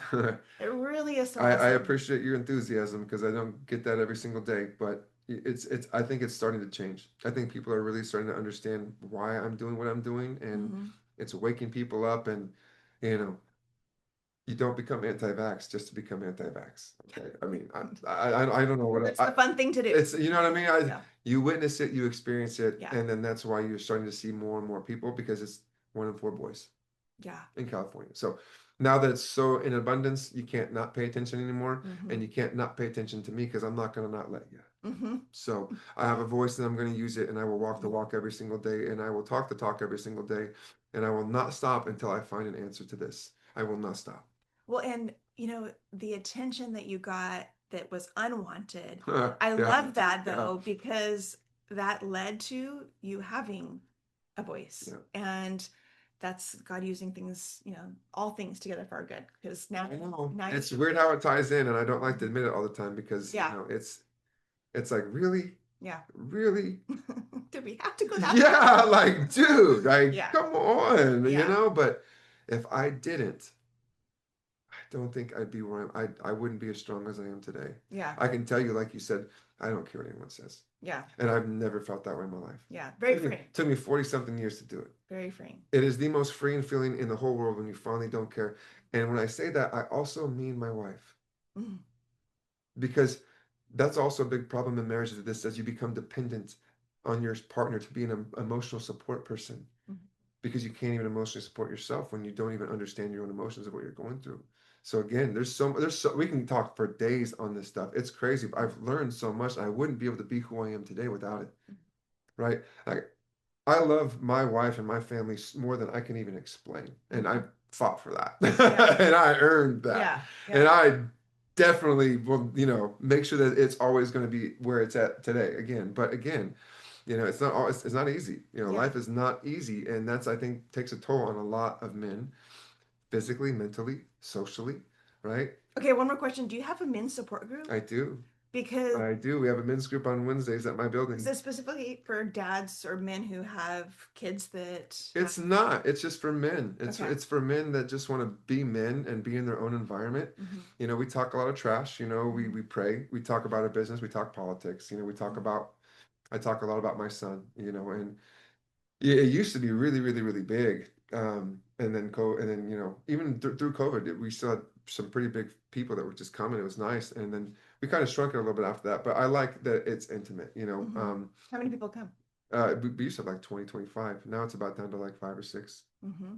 But just entrepreneurs, it's dads that want to be the best versions of themselves, that want to learn about health, wellness, uh, mental health, spiritual health, God. We don't necessarily bring out our Bibles. We don't quote scripture. We don't quote all that. We just talk. We have conversation as men, as dads, and how we can better ourselves and be better for our community and for the people that we surround ourselves with. And I've learned I used to have 5 million friends, and now I got 5. And I feel stronger than I've ever felt in my entire life. So important for health. My husband's a part of a group like that he's been in for 23 years, I think now. And they meet every single Tuesday morning at 5 a.m. Yeah, we meet early. We have to. Yeah. Yeah, you have to before work. Yeah, you got to. Yeah. But it's so good for your mental health to be with other men. There's nothing better. And every person in that group they love the group. They're just grateful because it's a sounding board. It's a place to vent out if you're having marital problems. And so we help hold each other accountable, make sure that we're being the men that our wives need us to be, being the strength, being the rock and not the weak people that aren't there, that aren't present, that are constantly doing millions of other things. That's, not conducive to a marriage, or conducive to your kids. That's the biggest problem I'm seeing in today's world, man. Oh man, especially in the special needs, man, these dads, they can't handle they can't handle some of what comes with the severe, and they disappear and they ghost and they're weak, and they can't find strength, and they don't find God, they don't find faith, and they disappear. And unfortunately, this is a common thing. And then what do you think happens to those kids? What do you think happens to those wives? Well, yeah. I mean, imagine how hard it is, and you have a mom and a dad. Imagine if you only have one. Mom. Yeah. Imagine we only had a dad. Either way, that's sad. I mean, it's just, and it's already hard enough. It's near impossible, to try and support that financially, physically. I mean, just the pain and the suffering that I have to see my son go through sometimes, outweighs. And then I come to work and have to see and hear their stories too. I wear their emotions and their energy, and I would not be able to do that again if I did not heal.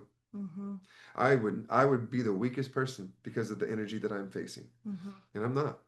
I deal with it. In my executive assistant, I don't know how you do it, dude. She's, you work more than anyone I know, and you do it with a smile on your face. And it's, again, because I'm healed. And I can confidently say that. And do I have issues? We are gonna have issues. I've just learned, again, to compartmentalize my crazy, and to hone that in and know when I'm crazy, and to know when I'm doing something that's not going to be conducive to my environment. And I learned that from my son. Yeah. Oh, interesting. Okay, well, we've got to end. I know. We'll talk all day. I know. Thank you. question, but No, thank you we'll for having me on. wait. I'm grateful for you so much. You are a bright light for this community that's so rare. Thank So you. thank you for doing what you're doing and having people like myself on that can share their story, that also feels safe enough with you to share their story, which I have not done. So Well, I'm thank honored, you. and I want to pray for you Thank you. as we Please, end please. here. So let's pray. Thank you. So, Lord, I just thank you so much for Kasey, and I thank you for the work that he's doing and just this beautiful facility and place and ministry. And Lord, I just pray that you would provide every single dime that's needed right now for him to do the next phase and the next thing that he needs to do and to pay the bills. And Lord, I would also like to ask that you would provide for him a home that he loves, that's even better than the home that he had to sell. And Lord, you've done that for me. And I just ask that you would do it for him as well. I pray that you would provide a place that's just full of joy and beauty, and a place that their family would just love and that would make them so happy. So I just pray that you would provide that. I pray that you would protect their facility, surround it with your angels. I pray that you would go all throughout, just sweep through their whole building and fill it with your presence and your healing presence specifically. I pray that you would continue to give Kasey wisdom to show him what to do, how to do it, Lord. I pray that you would give him all the connections that he needs. I pray that he would be at the right place at the right time to meet the right people, to have just everything that he needs, just strategically, relationally, financially, all of the volunteers that he needs, everything that he needs, Lord. I just pray that it would be provided. We bind the plans of the enemy over him, his family, his ministry, his business, and we loose the plans of God over all of those things. And we ask, Lord, that you would give him favor. We ask that you would heal his son fully, that you would heal all of these children. Lord, I pray that a solution would be brought forward to fully heal them, not just treat them. I pray that you would give people dreams at night and show them things, show them what to do, show them how to bring about this healing, and that the vaccinations would end. Lord, we just ask that you would help RFK and President Trump to also, and everyone else who is working in that sphere, to have the wisdom they need and the courage that they need to make the laws that they need to stop this madness. Lord, we ask that you would have mercy on us as a nation, that you would have mercy on us as a state, that the state of California would not continue down this path of intense vaccinations. I pray that you would give us new leaders. Lord, remove these godless, evil leaders and give us good leaders who honor you, who love the land, who love the people, who want what is right, and who aren't narcissistic evil doers. Lord, have mercy on us. Hear our cries and deliver us from this evil. Lord, we just ask that you would pour out your goodness on Kasey and his family and everyone working with him. Lord, protect them and just give them sweet sleep at night and energy and strength and blessings in every way. And we ask this in Jesus' name. Amen. Thank you. And You're awesome. I'm thank so you, glad Kasey. to have you a part of this community. Honestly, I didn't even know you were in this community. So Me too. I I know. you were even really, I mean, I Crazy. remember from a long time ago Yeah. hearing about you, but I didn't know. So Well, now you know. so and now I know you, and I'm so excited about what you're doing. Yeah, It's thank you. awesome. Absolutely awesome. You guys, thank you so much for watching. Go ahead and get up right now and go donate immediately in the link down below so that you don't forget. It's easy to get busy. If you can only give $1, which is every single one of you, give $1. And if you can give a lot more, give a lot more. It's a good work. It's a good Thank you. ground to sow into. So See it. I'm telling you, you'll see miracles. It's happening. It's happening right before your eyes. yep, it's got such a great vibe and feel there. I love it. Energy's awesome. Yes. Okay, you guys, God bless you and know that you are loved. See you next time. Thanks for watching The Rachel Hamm Show. If you found value in today's content, would you consider giving a gift? Any amount is appreciated, and the links to give are in the description box below this video. Or perhaps you'd like to buy one of Rachel's products so she can continue bringing content like this to you. All the links to purchase her products are in the description box below the video. To find out more about Rachel, you can go to her website, rachelhamm.com. That's Rachel, Hamm.com. See you in the next episode of The Rachel Hamm Show.